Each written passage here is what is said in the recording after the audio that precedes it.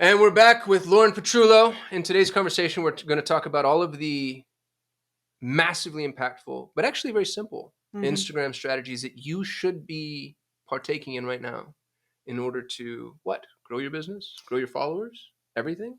Everything in between. Take over the world. Take over the world. World domination.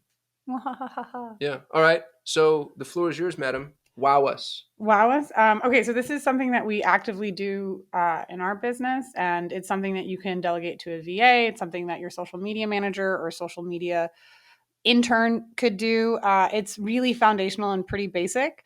A lot of people look at the vanity numbers of their Instagram profiles or of their TikTok profiles and think, if it's not bigger, why not? And they're spending a lot of money in paid ads to try to achieve the same goal that they could do in like a few hours a week. I have called it potty time because you just need your Instagram app on your phone and 20 minutes, which, depending on what you ate. Yeah. Yeah.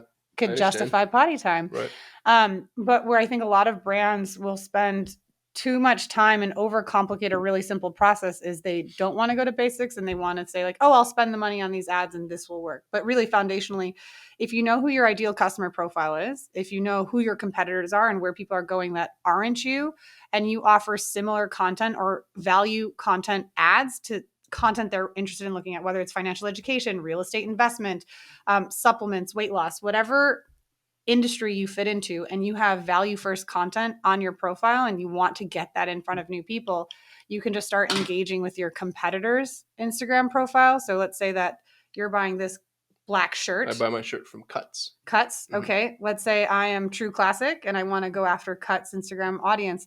I'm just going to literally ask my VA or my social media manager to spend 20 minutes 3 times a day going through Cuts Instagram profile. And a lot of people I've seen do this with apps, or they'll just follow anyone that Cuts is following, do the follow back, all that jazz. But none of that's useful. What you want to do is look at who is engaging in their comments. So you look at Cut's most recent post, and then everyone that's engaged with Cut's most recent post is super active already on Instagram and showing behaviors you want demonstrated on your profile. So as True Classic, I'm going to go to Cut's Instagram post and start loving on everyone that's engaged on Cut's. How do you do that? Like, how do you do that without it being so obvious that you're just poaching competitor traffic?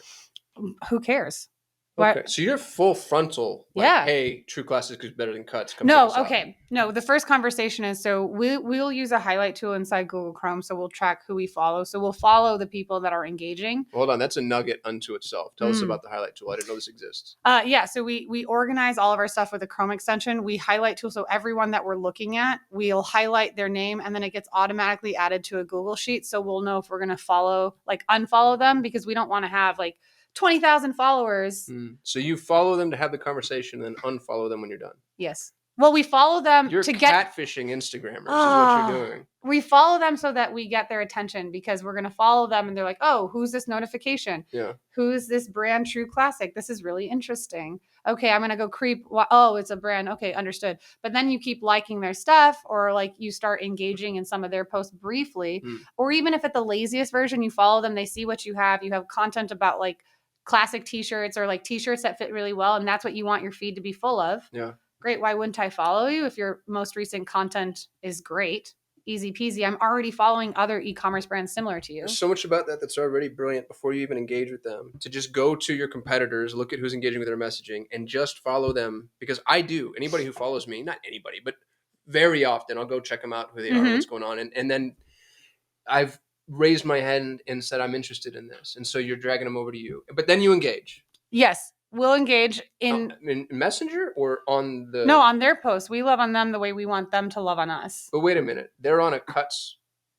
They've commented on a Cuts post. Yep. You're going to respond to their comment on that Cuts. No, that's rude. Okay. That's what I was confused by. I was like, this is very bold, Lauren. Like, no, we'll follow them, and then let's you comment on something they've posted. Yes. Yeah. Preferably they've posted something where you can actually see the shirt. Give value, or something like, oh my gosh, that t-shirt looks great on you. Right.